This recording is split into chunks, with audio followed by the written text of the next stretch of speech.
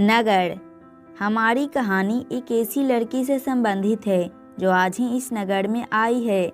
बल्ली अमाल अपनी लड़की पापाती के साथ मदुरै स्थित बड़े अस्पताल के बहिरंग रोगी विभाग के बाहर बरामदे में बैठी प्रतीक्षा कर रही थी। पहले दिन पापाती को बुखार था। उसे गांव के प्राइमरी हेल्थ सेंटर ले जाए जाने पर वहां के डॉक्टर ने उन्हें डरा दिया। वे बोले, सुबह की पहली बस लेकर झटपट बड़े अस्पताल पहुंच जाओ। पापाती स्ट्रेचर पर लेटी हुई थी।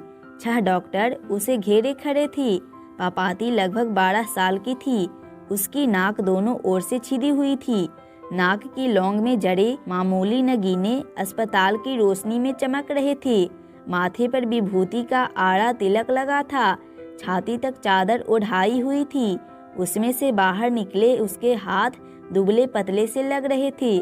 बुखार की तेजी के कारण पापाती बेहोश सी पड़ी थी। उसका मुंह खुला हुआ था। बड़े डॉक्टर ने उसका सिर घुमाकर देखा, आंखों की पलकों को उठाकर देखा, गालों को उंगलियों से दबाकर देखा, खोपड़ी को उंगलियों से ठोक ठोक कर उसका परीक्षण किया। बड़े डॉक्टर विदेश से शिक्षा पाकर लौटे थे। स्नातकोत्तर कक्षाओं को पढ़ाते थे। वे प्रोफेसर थे। उनके चारों ओर खड़े डॉक्टर उनके छात्र थे। वे बोले, acute case of meningitis, notice दी। बल्ली अमाल ना समझ में आने वाली उनकी बातों को सुनती हुई अत्यंत चिंतित होकर अपनी पुत्री को एकटक देख रही थी। चारों ओर खड़े डॉक्टर ने बारी बारी से आकर ऑप्थेल्मोस्कोप की सहायता से उस लड़की की आंखों के भीतरी भाग का परीक्षण किया। टॉर्च से रोशनी फेंककर यह देखा कि उसकी पुतलियां हिलती है या नहीं। फिर अपनी अपनी कॉपियों पर आवश्यकता अनुसार टिप्पणियां लिख ली। बड़े डॉक्टर बोले, कह दीजिए कि इसे एडमिट कर लें। बल्ली अम्माल ने बारी बारी से उनके चेहरे की ओर देखा। डॉक्टर में से एक बोला, माताजी, इस लड़की को तुरंत अस्पताल में भर्ती करना होगा। वह देखिए, वहाँ जो सज्जन बैठे हुए हैं उनके पास जाइए। आपकी चिट कहाँ है? बल्ली अम्माल के पास चिट नहीं थी। कोई बात नहीं, वे दे देंगे। अरे यार, तू चल। बाबूजी, इस तरफ से। बल्ली अम्माल ने बड़े डॉक्टर की तरफ देखते हुए पूछा, बाबूजी, बच्ची अच्छी हो जाएगी ना? पहले इसे एडमिट करवा दे, हम इसकी देखभाल करेंगे। डॉक्टर धनशेखरन, इस केस को मैं स्वयं देखूंगा। दूसरे लोगों द्वारा घिरे हुए वे किसी मंत्री की तरह वहां से चल दिए। डॉक्टर धनशेखरन वहां बैठे श्रीनिवासन को सारी बातें समझाकर बड़े डॉक्टर के पीछे दौड़े। श्रीनिवासन ने बल्ली अम्माल की ओर देखा। अम्मा, इधर आओ, तुम्हारा नाम क्या है? अरे ओ हरामजादे, वह रजिस्टर उठा दे। बल्ली अम्मा, पेशेंट का नाम? वे मर चुके हैं। श्रीनिवासन ने सिर उठाकर देखा। पेशेंट यानी रोगी, किसे भर्ती करना है? बेटी को। नाम क्या है? जी बल्ली अम्मा, क्या मजाक कर रही है? तेरी बेटी का नाम क्या है? पापाती। पापाती? हे ईश्वर, ये ले, इस चिट को लेकर सीधी चली जा। वहाँ सीढ़ियों के ऊपर एक सज्जन कुर्सी पर बैठे मिलेंगे। वे लोगों से वेतन आदि के बारे में पूछताछ करते हैं। उन्हें यह चिट दे देना। बच्ची क्या क्या होगा? बच्ची को कुछ नहीं होगा, उसे यहाँ लेटी रहने दे। तेरे साथ कोई नहीं आया, तू जा। बल्ली अम्माल पापाती को अकेला छोड़कर नहीं जाना चाहती थी। वहाँ की लंबी कतार देखकर और वहाँ फैली एक विशेष गंध के कारण जी में चलने लगा। उसे अपने मृत पति पर बहुत गुस्सा आया। वह चीट लेकर सीधे चली गई। कुर्सी खाली पड़ी थी। उसकी पीठ पर धूल जमी हुई थी। पास बैठे एक व्यक्ति को उसने चिट दिखाई। उन्होंने कुछ लिखते हुए कनखियों से उस चिट को देखा। माँ जी, तनिक ठहरो, उन्हें आने दो, कहकर खाली कुर्सी की ओर संकेत किया। बल्ली अम्माल के मन में अपनी बेटी के पास लौट जाने की तीव्र इच्छा जागी।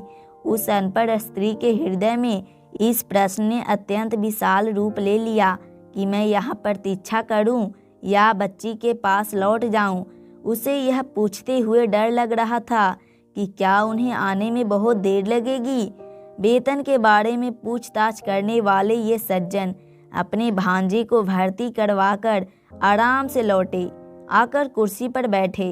उन्होंने 3 बार नसवार ली, फिर रुमाल को रस्सी की तरह बटकर नथुनों में डालकर सुरसुराकर चुस्त होकर बोले, देखो भाई, तुम लोगों को लाइन बनाकर खड़े होना चाहिए।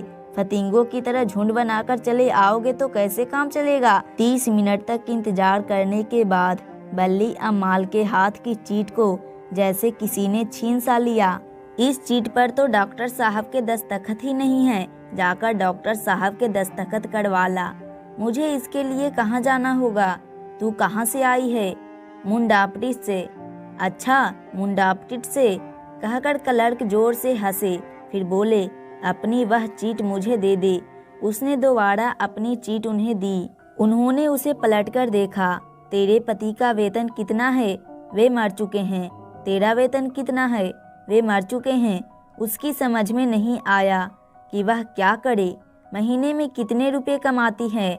जब फसल काटने जाती हूँ तब वेतन के रूप में धान मिलता है, दूसरे मौक़ों पर बाजरा, रागी आदि मिलता है, रुपये नहीं मिलते।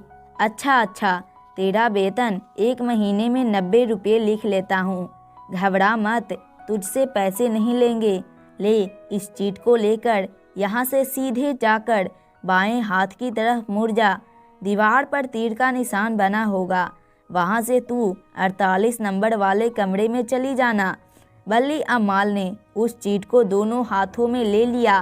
क्लर्क ने उसे जो संकेत दिए थे उनसे उसके सरल मन में और अधिक उलझन पैदा हो गई। हवा के झोंकों में पड़े कागज के टुकड़े की तरह वह अस्पताल में इधर से उधर भटकती फिरी। वह पढ़ना नहीं जानती थी। उस समय उसके ध्यान से यह बात उतर गई थी कि उसे 48 नंबर वाले कमरे में जाना है। लौटकर उस क्लर्क से दोबारा कुछ पूछते हुए उसे डर लग रहा था। अचानक उसने अपने पास से 2 रोगियों को एक ही स्ट्रेचर पर ले जाते देखा। उनमें एक बैठा हुआ था और दूसरा अधलेटी अवस्था में पड़ा था। दोनों की नाक में नली डाली गई थी। दूसरी ओर एक ट्राली में एक चौड़े मुंह वाले बर्तन में सांभर मिला भात ले जा रहे कुछ सफेद टोपीधारी लोग दिखाई दिए।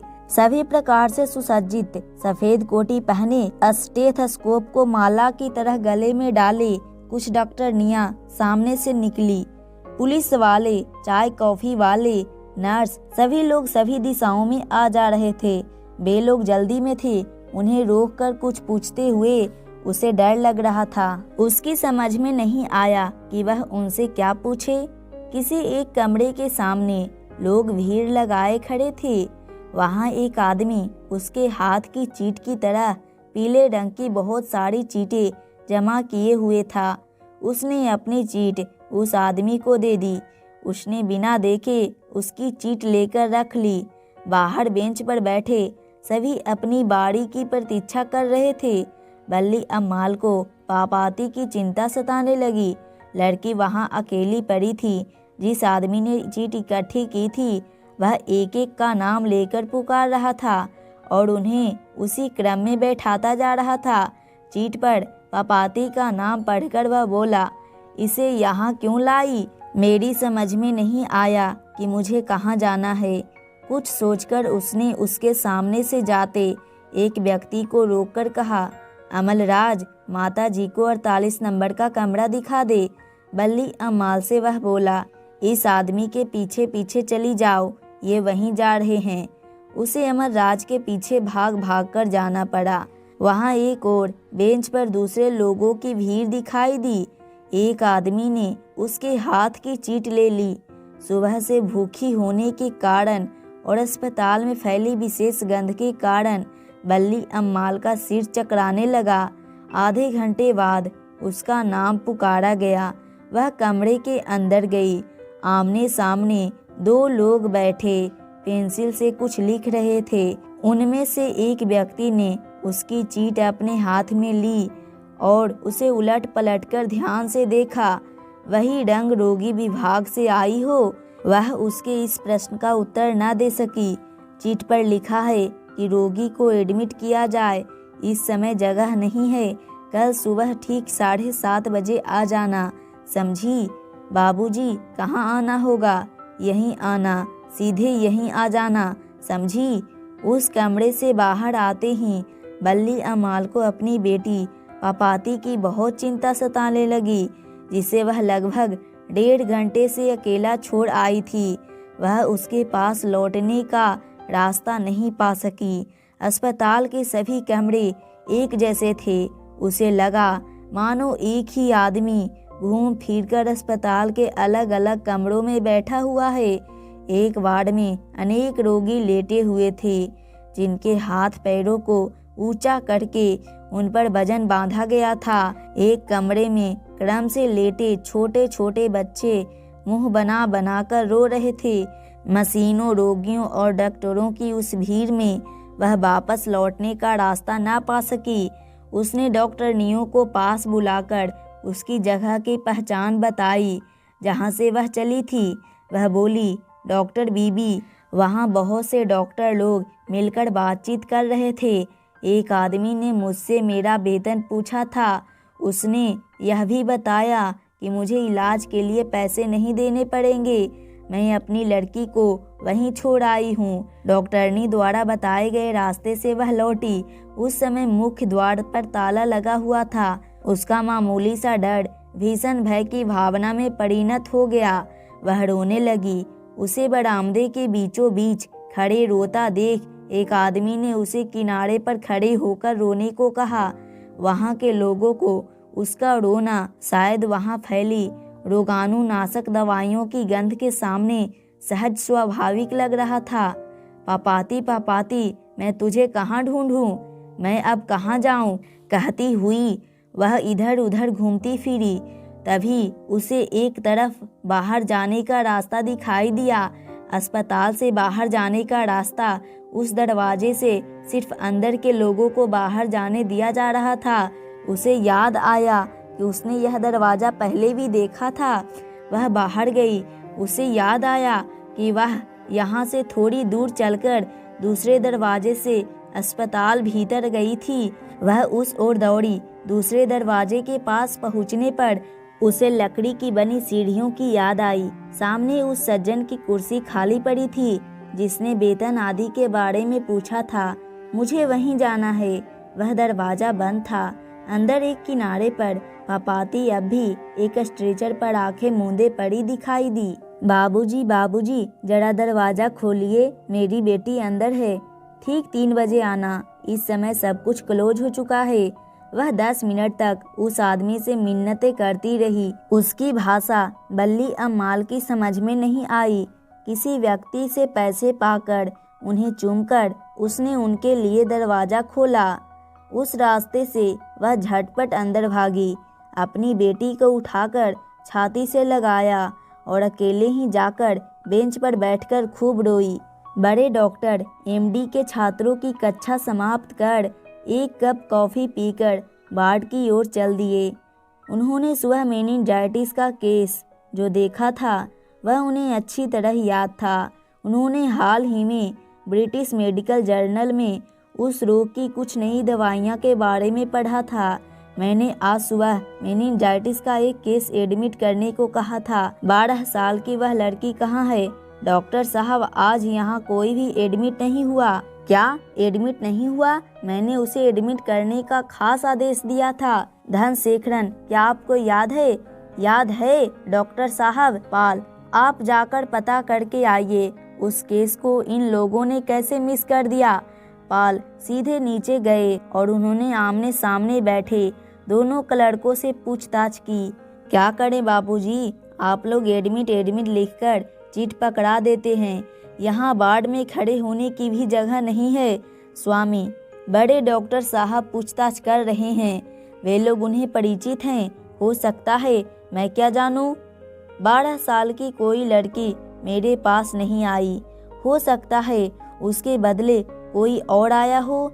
मैंने सभी लोगों से कल सुबह 7:30 बजे आने के लिए कह दिया है। रात को 2-3 बेड खाली हो जाएंगी।